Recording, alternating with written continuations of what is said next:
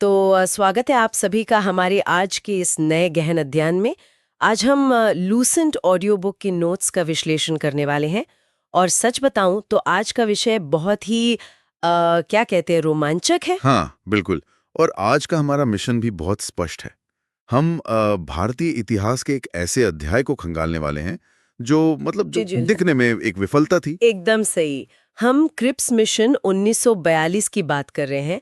हम ये समझेंगे कि कैसे एक असफल कूटनीतिक मिशन ने बिल्कुल, असल में भारत की पूर्ण स्वतंत्रता की नींव रख दी, है ना। बिल्कुल। मतलब अक्सर हम सफलताओं से सीखते हैं कि फलां आंदोलन सफल हुआ तो ये बदलाव आया। हाँ, लेकिन आज हम देखेंगे कि कैसे एक कूटनीतिक विफलता, मतलब एक फेल मिशन, भी इतिहास की पूरी दिशा बदल सकता है। बिल्कुल। और ये उन सभी के लिए जानना बहुत ज़रूरी है जो इतिहास में दिलचस्पी रखते हैं, क्योंकि बड़ी ऐतिहासिक घटनाएं कभी भी रातों-रात नहीं होती। उनकी एक बहुत गहरी बिल्कुल अचानक से ब्रिटिश सरकार को भारत की याद आती है। हाँ, उन्हें भारत की फ़िक्र होने लगती है। वही तो ऐसा क्या हुआ था उस समय? मतलब विंस्टन चर्चिल जो भारत की आजादी के सख्त खिलाफ थे, उन्होंने अचानक अपने एक मंत्री को भारत क्यों भेज दिया? देखिए, इसे समझने के लिए हमें उस वक्त के डर और दबाव को समझना होगा। ब्रिटिश साम्राज्य उस वक्त एक बहुत ही हताश स्थिति में था। मतलब उनकी हालत खराब थी। बिल्कुल। जो हमारे लूसेंट के नोट्स हैं, वो बहुत स्पष्ट रूप से क्रिप्स मिशन भेजने के 4 मुख्य कारण बताते हैं। पहला तो यही था द्वितीय विश्व युद्ध। हाँ, क्योंकि ब्रिटेन को हर हाल में भारतीयों के सहयोग की जरूरत थी, सैनिकों की जरूरत थी। एकदम सही। बिना भारतीय सेना और भारत के संसाधनों के ब्रिटेन वो युद्ध नहीं जीत सकता था। लेकिन भारतीय तो पहले ही कह चुके थे ना कि हम साथ नहीं देंगे। हाँ, और वही तीसरा कारण था, भारतीयों का असंतोष। भारतीय नेता साफ कर चुके थे कि पूर्ण स्वतंत्रता के बिना वो युद्ध में कोई सहयोग नहीं करेंगे। अच्छा, और दूसरा कारण क्या था? आपने जी। 4 बताए थे। दूसरा बहुत ही खौफनाक कारण था, जापान का बढ़ता खतरा। ओ हाँ, जापान उस वक्त बहुत आक्रामक था। बिल्कुल। जापान एशिया में बहुत तेजी से आगे बढ़ रहा था। मतलब वो सिंगापुर और बर्मा को जीतते हुए लगभग भारत के दरवाजे तक पहुंच गया था। बाप रे, मतलब कलकत्ता पर तो हवाई हमलों का भी खतरा था उस समय। हाँ, और अंग्रेज डर गए थे कि अगर जापान ने भारत पर हमला किया और असंतुष्ट भारतीयों ने विद्रोह कर दिया, तो भारत उनके हाथ से हमेशा के लिए निकल जाएगा। ये तो बहुत बड़ा खतरा था उनके लिए। और आपने चौथा कारण क्या बताया? चौथा कारण था अमेरिका का दबाव। अमेरिका? मतलब उनका क्या लेना देना था इसमें? देखिए, अमेरिका मित्र राष्ट्रों का सबसे बड़ा समर्थक था और अमेरिका के राष्ट्रपति लगातार ब्रिटेन पर दबाव डाल रहे थे कि वो भारत को उसके राजनीतिक अधिकार दे दें। अच्छा, ताकि भारतीय लोग पूरे मन से युद्ध में मित्र राष्ट्रों का साथ दें। एकदम सही। तो अब आप सोचिए। मतलब ये तो कुछ ऐसा है ना कि जैसे कोई बॉस जो कभी आपकी बात नहीं सुनता, हाँ, वो अचानक आपको दूसरी कंपनी से ऑफर मिलने पर प्रमोशन का लालच देने लगे, हाँ, है ना। हाँ। मतलब क्या ये मिशन भारत के भले के लिए था या महज ब्रिटेन की अपनी जान बचाने की चाल थी? यहाँ जो बात सबसे अधिक रोचक है, वो यही है, ये कोई हृदय परिवर्तन नहीं था। हाँ, वही। वैश्विक दबाव और जमीनी हकीकत ने ब्रिटिश क्राउन को अपने घमंड से पीछे हटने पर मजबूर कर दिया था और इसीलिए उन्होंने स्टैफर्ड क्रिप्स के नेतृत्व में ये मिशन भारत भेजा मार्च 1942 में। तो चलिए अब प्रस्तावों पर आते हैं। जब ब्रिटेन इतने दबाव में था तो वो स्टैफर्ड क्रिप्स के हाथों भारत के लिए क्या ऑफर लेकर आए थे? ऑफर जो था वो बहुत ही आधा अधूरा था। क्रिप्स ने मुख्य रूप से 5 बातें सामने रखी। पहला था डोमिनियन स्टेटस। डोमिनियन स्टेटस मतलब आंशिक स्वतंत्रता। हाँ, इसका मतलब था कि भारत की अपनी सरकार होगी, लेकिन सर्वोच्च सत्ता ब्रिटिश क्राउन के पास ही रहेगी। लेकिन रुकिए, कांग्रेस ने तो 1929 में ही पूर्ण स्वराज्य की मांग कर दी थी, है ना। बिल्कुल। तो 13 साल बाद आप उन्हें डोमिनियन स्टेटस दे रहे हैं, और वो भी युद्ध के बाद। हाँ, सारा वादा भविष्य के लिए था। दूसरा प्रस्ताव था संविधान सभा का गठन। मतलब भारत का संविधान बनाने के लिए। हाँ, उन्होंने कहा कि युद्ध के बाद एक सभा बनाई जाएगी जो भारत का संविधान तय करेगी। सुनने में तो अच्छा लग रहा है।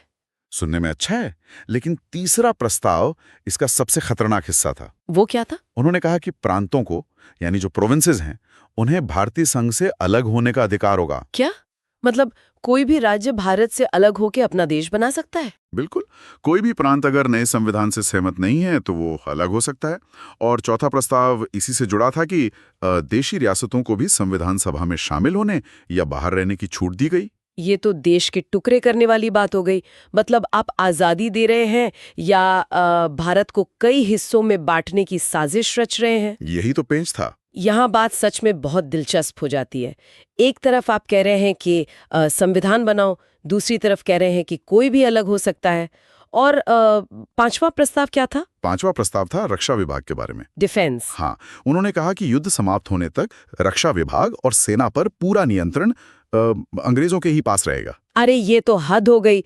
मतलब ये तो ऐसा हुआ कि कोई आपको गाड़ी दे दे लेकिन स्टीयरिंग व्हील अपने पास ही रखे। बिल्कुल सटीक उदाहरण है ये। मतलब आप हमें सरकार बनाने को कह रहे हैं, लेकिन देश की सुरक्षा वो भी तब जब जापान दरवाजे पर खड़ा है, वो आप अपने पास रखेंगे।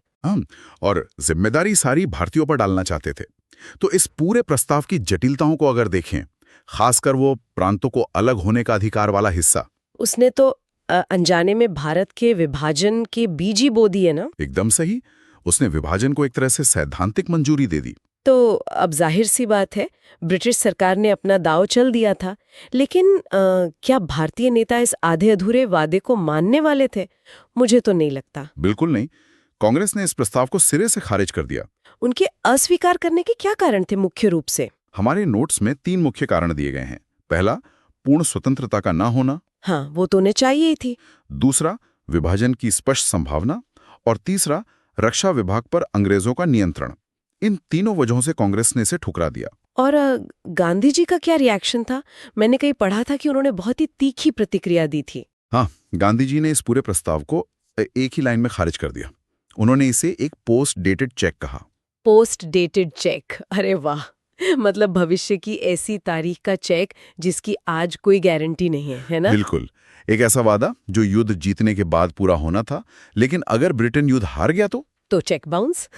मतलब अगर बैंक ही डूबने वाला हो तो भविष्य की तारीख वाले चेक का क्या फायदा? गांधी जी ने सच में एक लाइन में पूरे ब्रिटिश प्रस्ताव की पोल खोल दी। हाँ, अगर हम इसे व्यापक परिप्रेक्ष्य से जोड़कर देखें ना, तो उस समय युद्ध के माहौल में अंग्रेजों के इन भविष्य के वादों पर भरोसा करना भारतीयों के लिए एक बहुत बड़ी ऐतिहासिक भूल हो सकती थी। बिल्कुल सही बात है।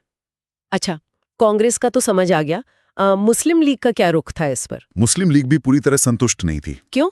उन्हें क्या दिक्कत थी? क्योंकि इसमें सीधे तौर पर पाकिस्तान की मांग को नहीं माना गया था।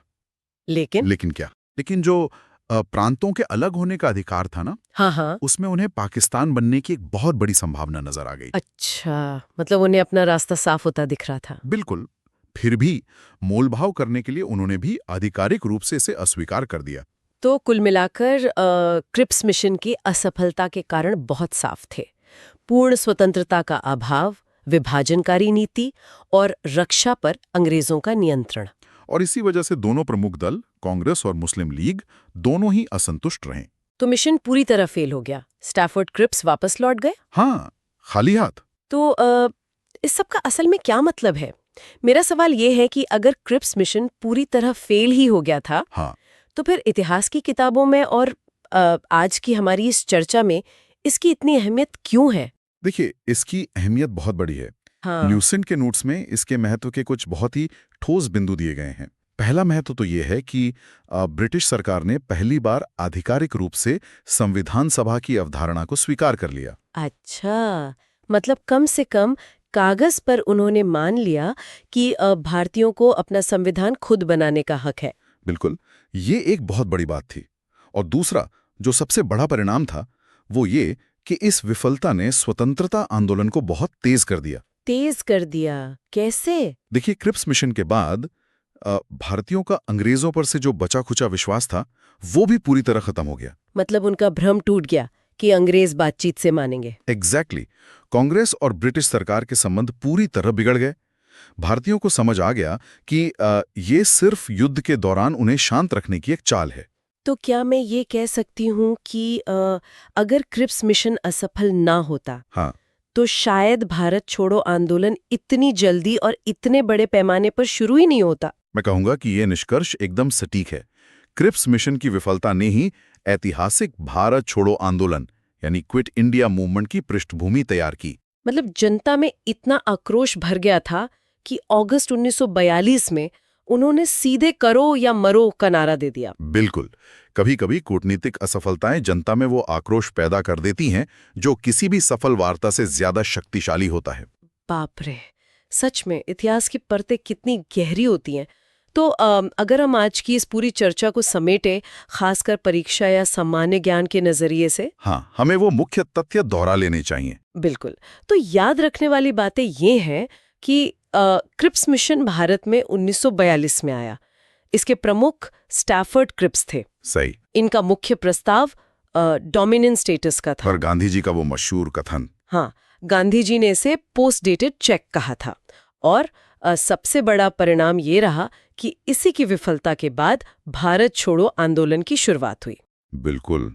ये सारे तथ्य किसी भी परीक्षा के लिए बहुत महत्वपूर्ण हैं। तो इस चर्चा ने ये तो स्पष्ट कर ही दिया है कि इतिहास में कुछ भी अचानक नहीं होता।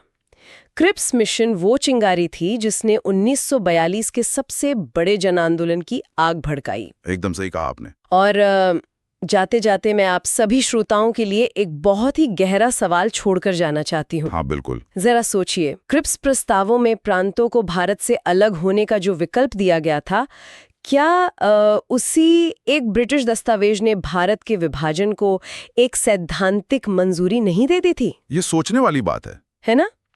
मतलब अगर ये क्लॉज नहीं होता, अगर अंग्रेजियों ने वो अलग होने वाला नियम नहीं रखा होता, तो क्या भविष्य का नक्शा कुछ और होता?